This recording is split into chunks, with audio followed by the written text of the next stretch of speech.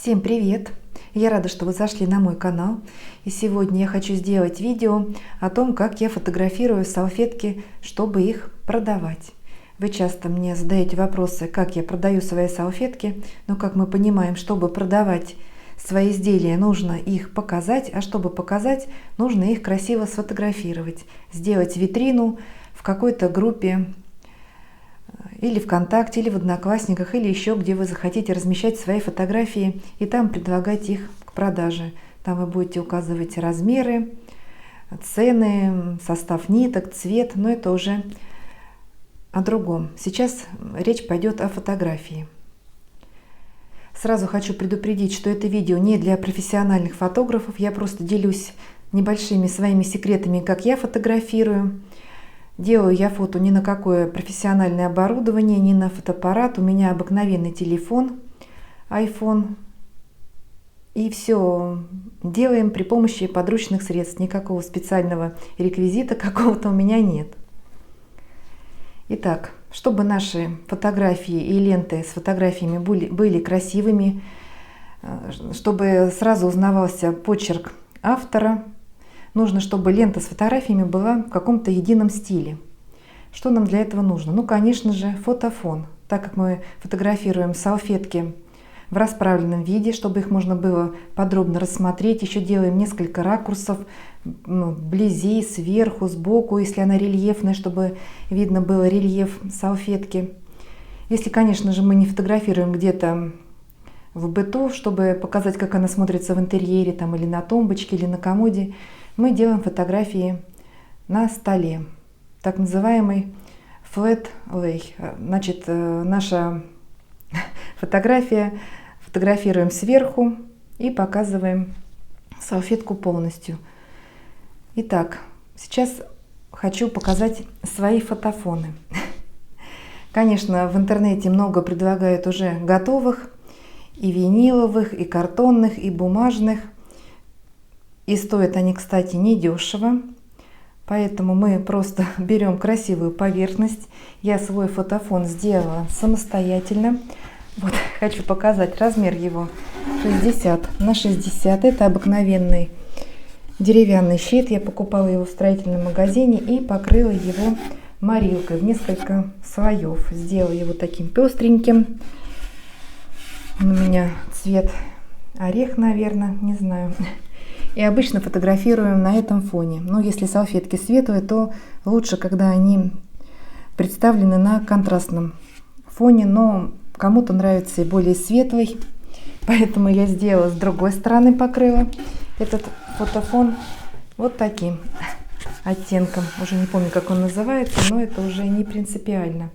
Удобно, что фотофон квадратный, так как салфетки в основном мы вяжем или круглые, или квадратные. Поэтому прямоугольные даже и не стоит делать. Это как вариант вот такой фотофон. Вы можете сделать... Так, сейчас покажу еще пример. Вот у меня ящик обыкновенный от овощей. Я сколотила эти реечки поближе друг к другу и также покрыла его морилкой. Уже смотрится тоже интересно, с такими щелочками, как будто бы какая-то скамеечка или какой-то садовый стол смотрится. Еще один вот такой ящик. Также вот у меня с одной стороны он, это даже гуашь зеленая с белым или белила, я уже не помню, чем я его покрывала. И с другой стороны также вот у меня светло-зеленый. Но тут полно вариантов, как можно сделать самим фотофон. Главное, чтобы он не блестел, был матовым, потому что блестящие фоны, конечно, на фотографиях не очень красиво смотрятся, они отблескивают. Так, ну первое правило про фотофон я рассказала. Не обязательно делать фотофон, если у вас красивый стол, но на полированном каком-то столе там или где-то на какой-то кухонной поверхности блестящие фотографии делать не стоит. Все равно что-то отражается. Ну, если вам так нравится, то, конечно же, можете и выбирать на свой вкус. Это я про свои предпочтения рассказала. Второй момент. Мы собираемся фотографировать, берем в руки телефон. И такое маленькое правило. Нужно обязательно протереть камеру телефона ну, салфеточкой для оптики. У меня вот такой специальный бархатная салфеточка для очков. Любой трикотажной или хлопковой тряпочкой протираем камеру телефона, так как все равно какие-то пылинки, отпечатки пальцев остаются, мы телефоном пользуемся, он у нас где-то лежит, пыль притягивается, объектив обязательно очищаем. Это тоже немаловажная вещь, так фотографии будут более четкими, качественными. Мало кто об этом задумывается, но это очень важно. Так, про освещение. Фотографии желательно делать при дневном освещении. И не обязательно делать их в одно время суток, чтобы лента была одинаковой. Это все равно зависит от погоды, какое солнце за окном, пасмурная погода или наоборот слишком солнечный переизбыток солнца. И этот фотофон стараемся приблизить ближе к окну. Можно положить его на стол, на табурет и придвинуть к окну. Ну, у меня вот я делаю на кухне. Кухня большая, просторная, и мне света хватает и на обеденном столе. Я его не придвигаю каждый раз к окну. Можно откинуть шторы, чтобы не было бликов или теней. Ну, также штора у меня не особо густая, я ее не отодвигаю. Если вы связали салфетку вот вечером и вам хочется ее быстро сфотографировать, показать, не надо торопиться. При искусственном освещении все равно фотографии я еще не видела, чтобы получались красивые. Желтый свет, он не красиво смотрится на фотографиях. Ну, конечно, вечером вы можете сфотографировать, если у вас есть какой-то профессиональный белый свет, там оборудование, тогда, конечно, студийный, можно фотографировать и вечером. Но лучше фотографии, моя рекомендация, делать при дневном освещении. Кто-то даже на подоконник кладет фотофон и фотографирует прямо у окна. Так, про освещение сказала. Теперь хочу рассказать про раскладку, как мы раскладываем наши салфетки и украшаем фотографии, чтобы она была интересной, притягивала взгляд, хотелось ее рассматривать. Если просто сфотографировать салфетку, конечно, это будет скучное фото, но кто-то любит и такие скромные, не нагруженные. Мне же нравится, чтобы мои фотографии были чем-то украшены. У меня, показывать не буду, ящики реквизита. У меня уже каждая прогулка превращается в какую-то охоту за реквизитом для фотографии. Какие-то веточки, шишечки, цветочки, букетики, травинки, колосочки. Все я собираю, перышки, чтобы как-то украсить фотографию. Конечно же, у нас и дома полным-полно. Какую-то чашечку, блюдце красивое. Украсить фотографию, там, печенек, чай. Мне нравится, когда фотографии наши, какие-то кружева, там, винтажные открытки, там, листики от нот. Ну, я думаю, все любят подбирать такие милые, приятные реквизиты. Какие-то ножнички, там, бусинки, катушки, крючки, там, моточки пряжи. Все это очень украшает, и такой фотографии действительно хочется каждую мелочь рассматривать. И мне кажется, взгляд на такой фотографии задерживается дольше, чем просто когда у нас обыкновенная салфетка просто лежит, и салфетка и салфетка. А что-то, когда какая-то мелочь, какие-то маленькие игрушечки, уже более интересные фотографии получаются. И, ну, опять же, надо, чтобы вот эти дополнительные какие-то реквизиты соответствовали салфетке. И по сезону также надо тоже учитывать. Осенью, если мы применяем какие-то желуди, там желтые листья, там грозди рябины, там зимой это уже будут какие-то шишки, там много новогодних всяких декораций, там деревянные вырезки, там варежки, там те же имбирные печеньки, пряники, засушенные дольки апельсинов. Ну, все это красиво. Весной мы, наоборот, какие-то цветы нежные. Там, опять же, птички керамические, перышки. Ну, чай и печенье это никто не отменял. Все мы любим, все мы сладкоежки в основном, вязальщицы.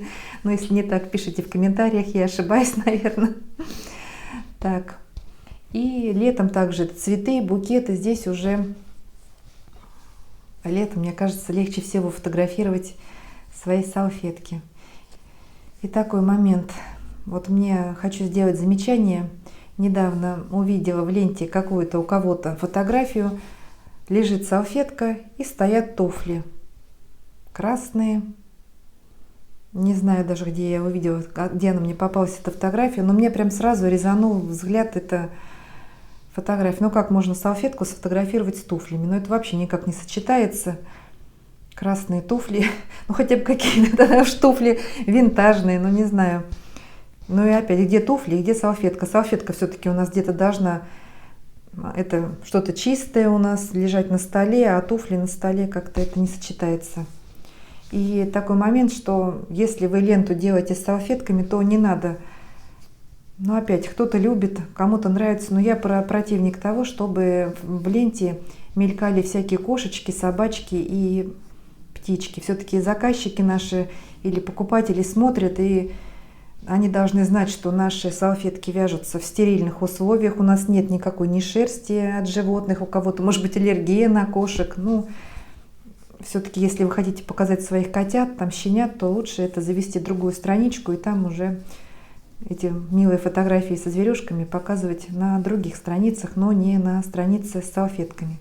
Все равно, что вы показываете торт и рядом кошечка. Ну, это несовместимые вещи. Ну, я так считаю. Я не знаю, может быть, кто-то со мной не согласится. Так, про реквизиты и оформление фотографии я рассказала. Такой момент, сейчас еще один. Пока не забыла, хочу рассказать про светоотражатель. Это тоже очень важная вещь. Сейчас, наверное, даже я продемонстрирую, как это работает и как его делать. Итак, вот я сделала раскладку, ну это так, на скорую руку приблизительно, раскидала предметы. Вот салфетку, нам надо ее красиво сфотографировать. Я уложила ее на фотофон. И обратите внимание, вот с этой стороны у нас окно, здесь сторона вот этого щита моего светлее, а с этой стороны темнее. И чтобы равномерное было освещение, нам нужно применить светоотражатель. Для светоотражателя я обыкновенные листы ватные использую. Вот 2 листа. Один даже у меня блестящий, один матовый. И посмотрите, как сейчас поменяется цвет фотофона, если я прикладываю, вот у меня лист, я просто ставлю его вертикально. Вот. Специально я сделала край, чтобы было видно на камере. Видите, как фон посветлел, и салфетка у нас равномерно подсвечивается и будет на фотографии и в ленте равномерно освещена, и не будет темных углов. Если мы поставим еще и с второй стороны, вот так, второй лист, вот с этой стороны сейчас я просто вот, у меня в объектив сейчас не входит, ставим второй лист, вот уголком можно. Но мне кажется, достаточно и одного. Здесь уже видно, что фотография будет равномерной. Для такого светоотражателя можно также сделать самостоятельно, например, натянуть на крышку от обувной коробки лист фольги. Это также будет еще лучше, может быть, отражать. Ну, у меня обыкновенный белый лист устраивает, и он хорошо отражает вот дневной свет. Это тоже очень важная вещь. Имейте это в виду и берите себе на заметку, что светоотражатель очень помогает делать красивые фотографии. Итак, со светоотражателем разобрались, посмотрели, как он помогает делать наши фотографии более качественными. И последний момент, наверное, о котором я хотела бы рассказать, это обработка фотографий. Я свои фотографии редко обрабатываю, но иногда приходится немножко добавить или теплоты, или наоборот холода, чтобы передать поточнее цвет салфетки. Иногда получаются белые салфетки, белоснежные, немножко в молочных тонах, надо им добавить немножко холода, чтобы они были беленькие, или наоборот какие-то синие они, корректирую цветовую передачу фотографий, но опять же у всех мониторы телефонов, компьютеров разные, и у всех по-разному передается цвет на экране. Обычно я не использую специальные программы, хотя знаю их много. Обрабатываю в этих программах другие фотографии, но не для групп, вот, для продажи, а немножко корректирую их прямо в самих группах. ВКонтакте есть такие помогающие функции, где можно немножко подкорректировать. И также прямо в телефоне есть, также можно фотографию свою немножко подправить. Но это немножко яркости можно добавить, там, контрастности, резкости. Но обычно мне это не требуется, и я, можно сказать, с первого дубля делаю все фотографии. И редко когда их корректирую. И вот я сделаю 3-4 фотографии и все их публикую. Да, и такой момент, если, допустим, вы выставляете фотографию на витрину на своей страничке, то можно дублирующие фотографии в другом ракурсе. Там, если вы на витрину выставляете в полном формате фотографии, то там где-то какая-то часть ее или из другого ракурса, можно просто это добавить в комментарии, чтобы не загромождать ленту, и человек, который попадет к вам на страничку, не путался, что столько много фотографий, и не смог выбрать то, что ему нужно приобрести. Вот это как совет, чтобы не было лишних фотографий, добавляем дублирующие фото в комментарии. Я думаю, что каждый может перейти в комментарии и увидеть салфетку во всей красе, если она его заинтересует. Вот так. Пересмотрела сейчас свое видео и решила сделать еще маленькие ремарки, так сказать, постскриптум. О чем я забыла сказать. Не нужно фотографировать салфетки на полу, на ламинате. Мне кажется, это противозаконно. Если, конечно, это не коврик в форме салфетки большого размера. Ну, тогда можно там располагать и тапки, и туфли, и сапоги. Это уже, если это коврик, тогда, конечно, на полу фотографируем. И второй момент, о котором я забыла упомянуть. Как я уже сказала, я делаю по 2, 3, 4 кадра и все их публикую. Они у меня как даже без черновика идут все в публикацию. Но это опять же, потому что я уже как опытный фотограф-салфеточница. Вы же можете сделать несколько кадров, и 10, и 15, и потом выбрать то, что вам больше понравится, самый удачный кадр, а ненужные потом удалить, чтобы они не заполняли память телефона. И когда фотографируем, мы смотрим не на салфетку, а смотрим на нее через объектив, через телефон, так как она будет смотреться на фотографии. На экране мы сразу ее видим. И уже можно понять, что добавить с какой стороны, что убавить, куда веточку переложить, куда-то там переместить. Такой момент. И еще не нужно делать фотографии перегруженными, тоже слишком загромождать их. Перебор такой с дополнительным реквизитом тоже делать не стоит. Это выглядит тоже как уже хаос какой-то, а не стильно и некрасиво. Ну вот, в этом видео я постаралась вам показать и рассказать, как я фотографирую свои салфетки, чтобы их продавать. Надеюсь, это видео вам было полезным, понравилось. Ставьте большой пальчик вверх. Всего вам доброго, вяжите с удовольствием, фотографируйте. Всем ровных петелек и до новых встреч!